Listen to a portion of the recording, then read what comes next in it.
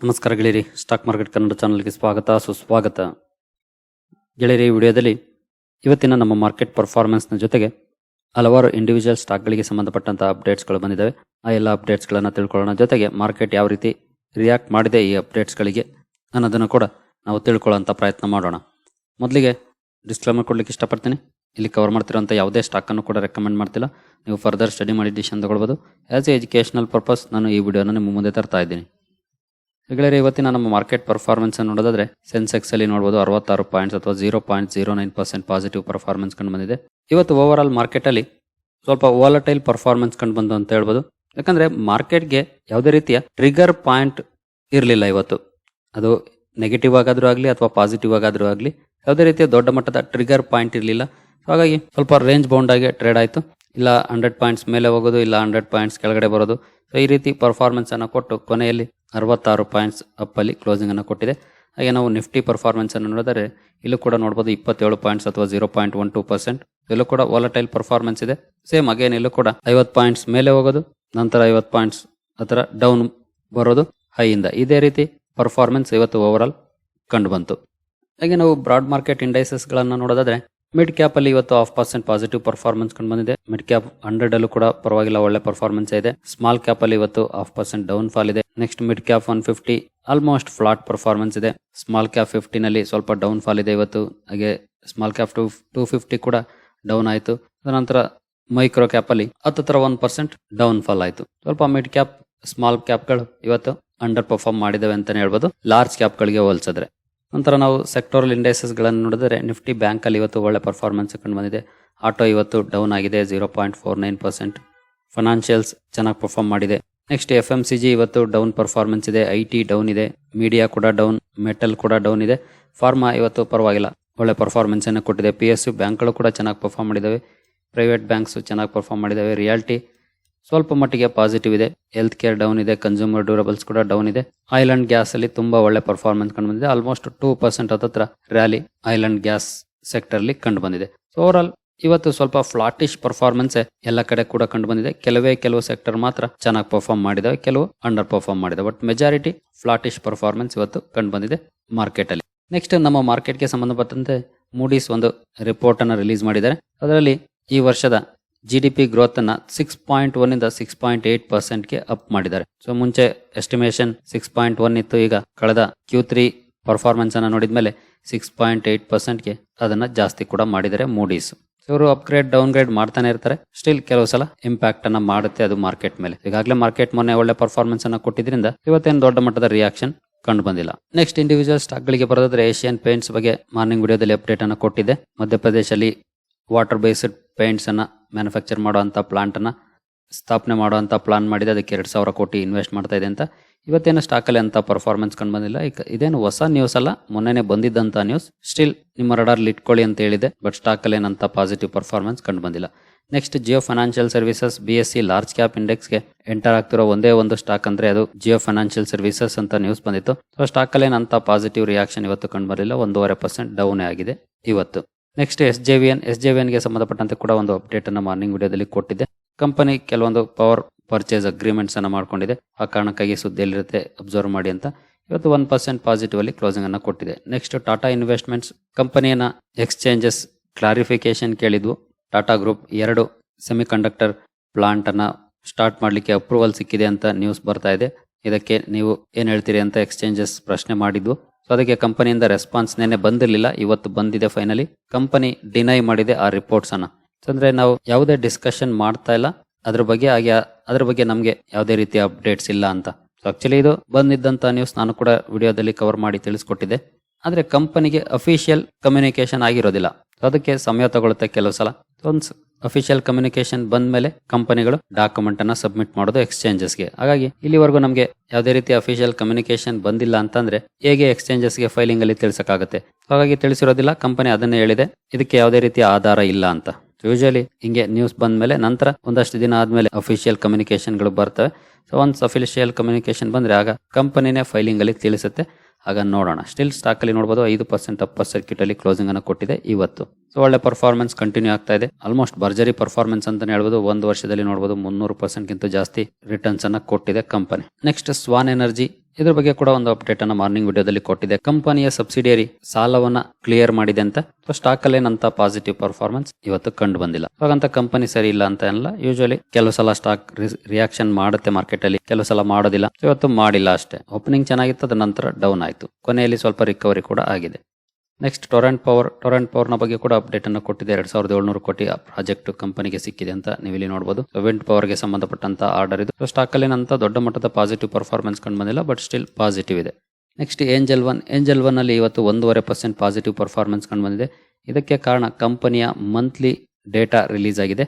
So ನೀವು ಇಲ್ಲಿ ನೋಡಬಹುದು, February data says client base up 4.9% month on month. ಒಳ್ಳೆ ಪರ್ಫಾರ್ಮೆನ್ಸ್ ಅನ್ನು ಕೊಟ್ಟಿದೆ. ಹಾಗಾಗಿ ಸ್ಟಾಕ್ ಅಲ್ಲೂ ಕೂಡ ಒಳ್ಳೆ ರಿಯಾಕ್ಷನ್ ಇವತ್ತು ಮಾರ್ಕೆಟ್ ಅಲ್ಲಿ ಕಂಡು ಬಂದಿದೆ. ಇಂಟ್ರೆಸ್ಟ್ ಇರೋರು ಸ್ಟಡಿ ಮಾಡಬಹುದು. ಒಳ್ಳೆ ಸ್ಟಾಕ್. ಇತ್ತೀಚೆಗೆ ಸ್ವಲ್ಪ ಅಂಡರ್ ಪರ್ಫಾರ್ಮೆನ್ಸ್ ಅನ್ನು ಕೂಡ ಮಾಡಿದೆ, ನೋಡಬಹುದು. 10% ಡೌನ್ ಇದೆ. ಹಾಗೆ 1 ಮಂತ್ ಚೆಕ್ ಮಾಡಿದ್ರೆ, 6 ಮಂತ್ಸ್ ಚೆಕ್ ಮಾಡಿದ್ರೆ, ಹೈಯಿಂದ ಕ್ಯಾಲ್ಕುಲೇಟ್ ಮಾಡಿದ್ರೆ ಈಗಲೂ ಕೂಡ 25-26% ಡೌನ್ ಇದೆ. ಒಳ್ಳೆ ಡಿಸ್ಕೌಂಟ್ ಅಲ್ಲಿ ಕೂಡ ಸಿಗ್ತಾ ಇದೆ. ಬಟ್ ಲಾಂಗ್ ಟರ್ಮ್ಗೆ ಇನ್ವೆಸ್ಟ್ ಮಾಡುವಂತವ್ರು ಸ್ಟಡಿ ಮಾಡಬಹುದು ಈ ಕಂಪನಿಯನ್ನ. ಸೊ ಬಿಸ್ನೆಸ್ ವೈಸ್ ಒಳ್ಳೆ ಕಂಪನಿ, ಒಳ್ಳೆ ರಿಟರ್ನ್ಸ್ ಕೂಡ ಕೊಟ್ಟಿದೆ. 1 ಇಯರ್ ಅಲ್ಲಿ ಪರ್ಫಾರ್ಮೆನ್ಸ್ ನೋಡಿದ್ರೆ ನೋಡಬಹುದು, 25% ಡೌನ್ ಫಾಲ್ ನ ನಂತರ ಕೂಡ 150% ಪಾಸಿಟಿವ್ ಇದೆ ಜಸ್ಟ್ 1 ಇಯರ್ ಅಲ್ಲಿ. ಹಾಗೆ ನಾವು ಮ್ಯಾಕ್ಸಿಮಮ್ ಪರ್ಫಾರ್ಮೆನ್ಸ್ ಅಥವಾ 5 ಇಯರ್ಸ್ ಪರ್ಫಾರ್ಮೆನ್ಸ್ ಅನ್ನು ನೋಡಿದ್ರೆ ನೋಡಬಹುದು 92,000% ಅಂತ ಕಾಣ್ತಾ ಇದೆ. ಬಟ್ ಇದು ಸ್ವಲ್ಪ ಅಡ್ಜಸ್ಟ್ ಆಗಿಲ್ಲ ಕರೆಕ್ಟ್ ಆಗಿ. ಸೊ ಪ್ರಾಪರ್ ಇಲ್ಲ ಚಾರ್ಟ್. ಸೊ ಇಲ್ಲಿಂದಾನೇ ನಾವು ಕ್ಯಾಲ್ಕುಲೇಟ್ ಮಾಡಿದ್ರು ಕೂಡ ನೋಡಬಹುದು 140-150% ರಿಟರ್ನ್ಸ್ ಇದೆ. 2021ರಲ್ಲಿ ಲಿಸ್ಟ್ ಆದಂತಹ ಕಂಪನಿ ಇಲ್ಲಿವರೆಗೂ ಒಳ್ಳೆ ಪರ್ಫಾರ್ಮೆನ್ಸ್ ಅನ್ನು ಕೂಡ ಕೊಟ್ಟಿದೆ. ಇಂಟ್ರೆಸ್ಟ್ ಇರೋರು ಸ್ಟಡಿ ಮಾಡಬಹುದು.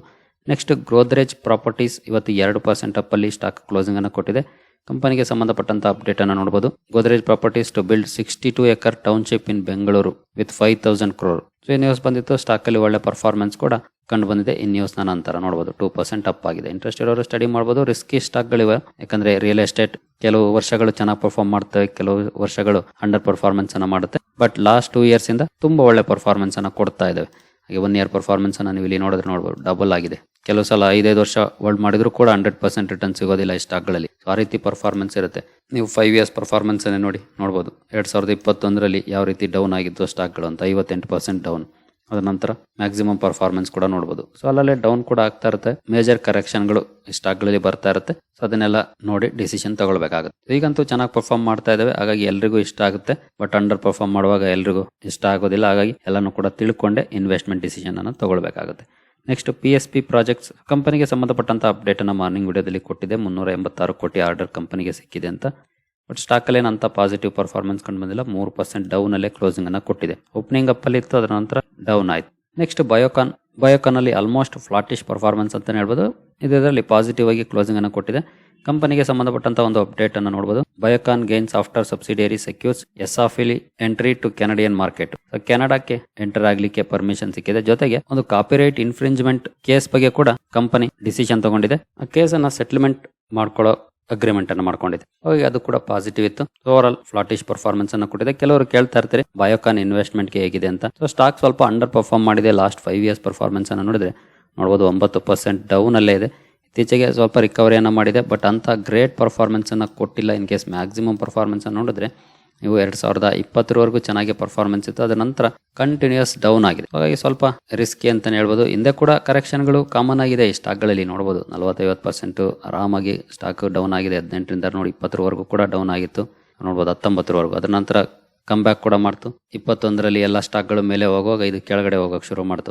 ಕೆಲವೊಂದು ಇಶ್ಯೂಸ್ ಇದ್ದೇ ಇದೆ. ಇಂಟ್ರೆಸ್ಟ್ ಇರೋರು ಅದನ್ನೆಲ್ಲ ಡೀಟೇಲ್ ಆಗಿ ಸ್ಟಡಿ ಮಾಡಿ ಡಿಸಿಷನ್ ತಗೊಳ್ಬೇಕಾಗುತ್ತೆ. ಸ್ವಲ್ಪ ರಿಸ್ಕಿ ಸ್ಟಾಕ್ ಅನ್ನ ಇದು. ನೆಕ್ಸ್ಟ್ ರೈಲ್ಟೆಲ್ಗೆ ಸಂಬಂಧಪಟ್ಟಂತ ಒಂದು ಅಪ್ಡೇಟ್ ಬಂದಿತ್ತು. ಅದನ್ನ ನಾನು ಟ್ವಿಟರ್ ಅಲ್ಲಿ ಈಗಾಗಲೇ ಅಪ್ಡೇಟ್ ಅನ್ನ ಕೊಟ್ಟಿದ್ದೆ, ಕೆಲವರು ನೋಡಿರ್ಬೋದು.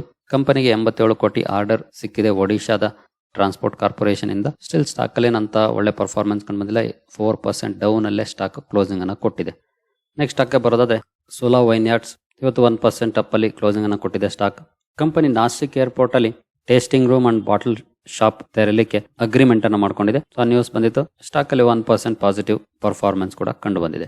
ನೆಕ್ಸ್ಟ್ ಸ್ಟಾಕ್ ಬರೋದಾದ್ರೆ ಐಆರ್ ಇಡಿಎ ನಲ್ಲಿ ಮತ್ತೆ ಲೋಯರ್ ಸರ್ಕ್ಯೂಟ್ ಕಂಟಿನ್ಯೂ ಆಗಿದೆ. ಇವತ್ತು 5% ಲೋಯರ್ ಸರ್ಕ್ಯೂಟ್ ಅಲ್ಲಿ ಕ್ಲೋಸಿಂಗ್ ಅನ್ನು ಕೊಟ್ಟಿದೆ. ಕೊನೆಯಲ್ಲಿ ಆಲ್ಮೋಸ್ಟ್ ಕೊನೆವರೆಗೂ ಟ್ರೇಡ್ ಆಗ್ತಾ ಇತ್ತು. ಕೊನೆಯಲ್ಲಿ ಸರ್ಕ್ಯೂಟ್ ಕಂಡು ಬಂತು. ಕಂಪನಿಯ ಮ್ಯಾನೇಜ್ಮೆಂಟ್ ಕೆಲವೊಂದು ಇಂಪಾರ್ಟೆಂಟ್ ಡೇಟಾ ಶೇರ್ ಮಾಡಿದೆ. ಸೊ ಡೇಟಾ ಅನ್ನೋದಕ್ಕಿಂತ ಅವರ ಒಪಿನಿಯನ್ಸ್ ಅಥವಾ ಅವರ ಟಾರ್ಗೆಟ್ಗಳು ಆಕ್ಚುಲಿ ಅವೆಲ್ಲನೂ ಕೂಡ ಪಾಸಿಟಿವ್ ಇದೆ. ಬಟ್ ಒಂದೇ ಒಂದು ನೆಗೆಟಿವ್ ಪಾಯಿಂಟ್ ಅದರಲ್ಲಿ ಇರೋದು ಅಂತಂದ್ರೆ ರಿವರ್ಸ್ ಆಕ್ಷನ್ ಮೆಕಾನಿಸಮ್ಗೆ ಸಂಬಂಧಪಟ್ಟಂತೆ ಅದೊಂದು ನೆಗೆಟಿವ್ ಪಾಯಿಂಟ್ ಇತ್ತು ಅವರ ಮಾತಲ್ಲಿ. ಸೊ ಮೇ ಬಿ ಅದೇ ಪಾಯಿಂಟ್ ಅನ್ನು ಇಟ್ಕೊಂಡು ಸ್ಟಾಕ್ ಅಲ್ಲಿ ನೆಗೆಟಿವ್ ರಿಯಾಕ್ಷನ್ ಕೂಡ ಕಂಡು ಬಂದಿರಬಹುದು.